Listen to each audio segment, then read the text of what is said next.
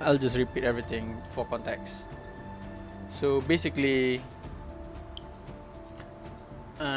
yesterday, I think 2 days 2 days ago, I got into a heated argument regarding a story I made on Oregairu. So basically said that I'm not sure whether or not I enjoy season 3.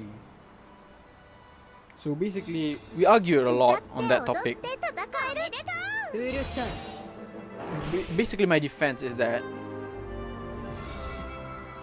season 3 is definitely my least favorite among the 3 seasons of Oregairu so far.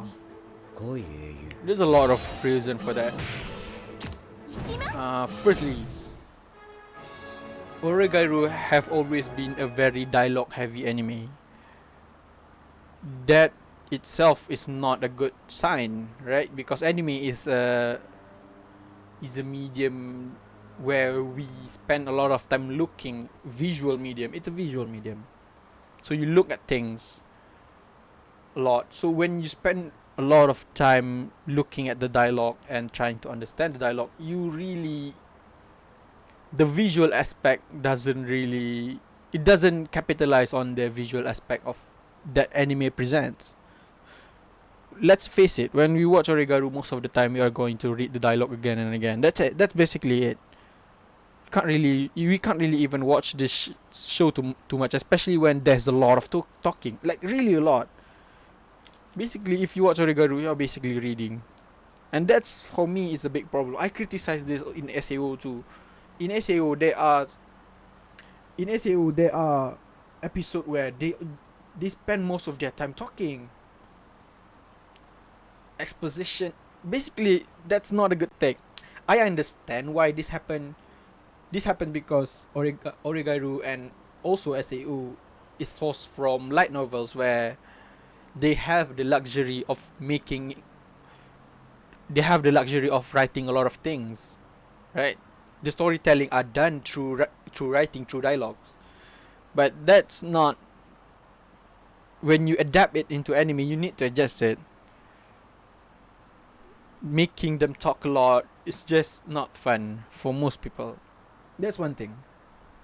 That's one issue. Okay, season 2 also have this issue. Okay, but let's to the second point. Yukino is not as interesting. Okay, as I said before, season 2 also have the same problem as season 3. But in season 2, we follow Hashiman, right? We follow Hiki. We follow his issue, and we are trying to understand him as a character. Hiki is a very interesting character. Unlike the lead for this season, that is Yukino. This season, the issue is all about Yukino. But Yukino as a character is not as interesting as Hiki. You can say that Hiki in season 2 alleviate the problem that the storytelling have, because he is such an interesting character. His growth is interesting. The same can't be said for Yukino. Yukino problem is very not. We can't really relate to her problem. That's an issue I have with that, right? Her character. It is hard to be interested in the story when the characters that are leading the story is probably the 4th best character in the series. The 4th. I would put her behind Hiki, behind Yui, and behind Iroha. Iroha is more interesting than Yukino. I'm sorry. That's just, at least that's how I see it.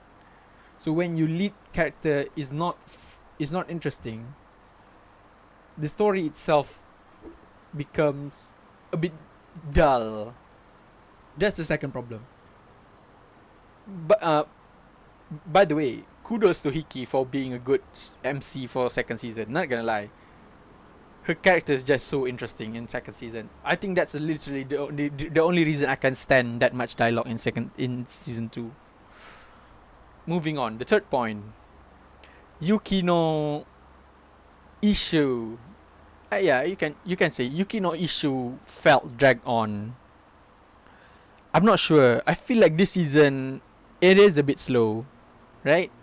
because this issue starts since season 3 episode 1, and we are now at season 3 episode 10, is it?